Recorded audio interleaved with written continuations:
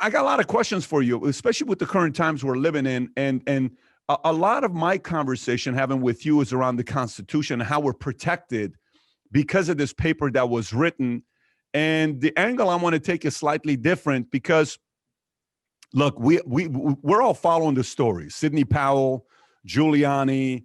Hey, there's so much fraud being shown. I cannot tell you what we have here. There's so many things that we have going on. And then behind closed doors, they're losing some cases. And then, folks are saying, well, you have all this proof. Show it to us. Why don't you just show it to us? There's no way in the world.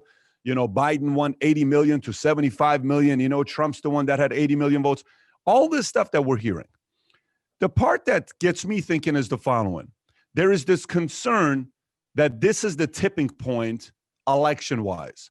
If a Biden administration gets elected, Elizabeth Warren's going to come in and she's going to change the game. Sanders is going to come in and he's going to change the game with minimum wage federal to $15 and colleges and all this other stuff that's going to go on. How much are we protected by the Constitution? Well, perfectly if it operates. But of course, the whole thing, the reason we know this is fundamental is that there's an attempt to undermine the Constitution. Just start with this. There are two things that are the most sensitive about the Constitution. One is we're a purely representative government. That means the only way that the sovereign, who's the constitutional majority, has to control the government is through elections. And now elections are deeply controversial and there may be major fraud. The second thing is the Constitution is, above all, more than anything else, a structure, says James Madison, a set of arrangements. And those arrangements divide powers among the branches. And that helps keep them in line. And they can be strong and yet not despotic. Well, today, 80% of our laws are not passed by the Congress. They're passed in something we call the executive branch, a whole new thing, the administrative state. And it's hard for us to control a thing like that. And of course, just look at the intention to pack the court, right? The rule of law depends upon an independent judge who can't be fired, making a decision that may be contrary to the vast power of the executive and the legislature. So those things are all threatened right now. And that means that it is very fundamental and the people are at the cusp of losing control of their government. So then let's go back. Then it says, are there some flaws in the Constitution? Because when you think about the court packing situation, and you saw Pence debate with Kamala when he kept cornering her, are you guys going to pack the court? Are you guys going to pack the court? Are you guys going to pack the court? And then she revealed what their approach is going to be. She revealed the fact that they're going to come out saying, well, let's just talk about the judges, that not one judge is African-American, et cetera. She took that angle, which means they can come out and say, hey, maybe we need to be a little bit more inclusive and have diversity in our judges that we have. So if today it's 9 and a number you hear about is up to 15, who came up with the number 15 that we can go all the way up to 15? Well, the Constitution doesn't say. There's been 3 different numbers on the court. One of them was 6. It's been 9 for 150 years. It was changed for the last time right after the Civil War. And I think the arithmetic is pretty simple. If you can appoint 6 more, that'll be enough to get what you want. And I think it's just that. I think they're just thinking backwards from what they want. No, I get that part. But what I'm asking is, why isn't it set in stone to say 9 is it? We're not going above 9. So, it's got to be 5-4, 6-3, 2-7, but we're not going above 9.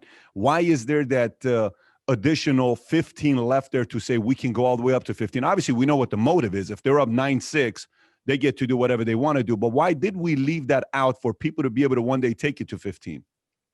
Well, the court was not supposed to be as important as it's become. I mean, the court is designed for one great thing, and that is it is decisive in the particular cases that come before it. And those set precedents that are worthy of respect, but the other branches also have constitutional duties. Behind you is Abe Lincoln, right? And Abe Lincoln, the Republican Party, which was partially founded at Hillsdale College, I'm proud to say, they had a plan, and the plan was, we don't have the constitutional authority to interfere with slavery in the states, but we can forbid it from going anywhere else. And that means most of the land, unincorporated federal territories.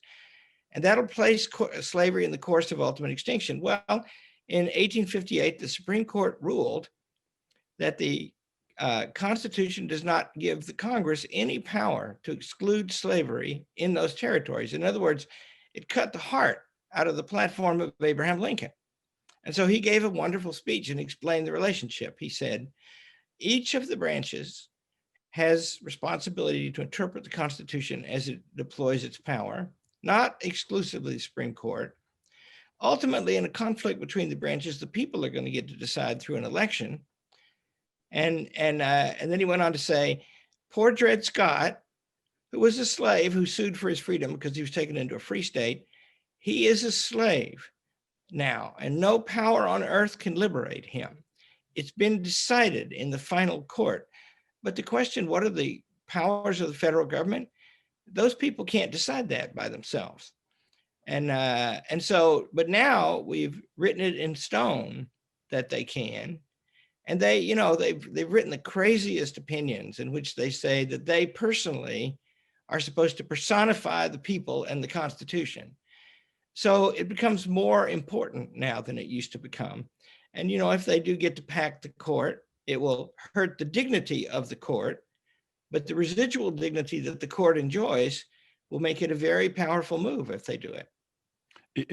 Sometimes in competition or in war or, whether you go study, I know you're very, very well read. You've read the books that many of us haven't read over the years. And I know you're a big Churchill person and you've studied a lot of these guys, even Aristotle, the Bible, all of it.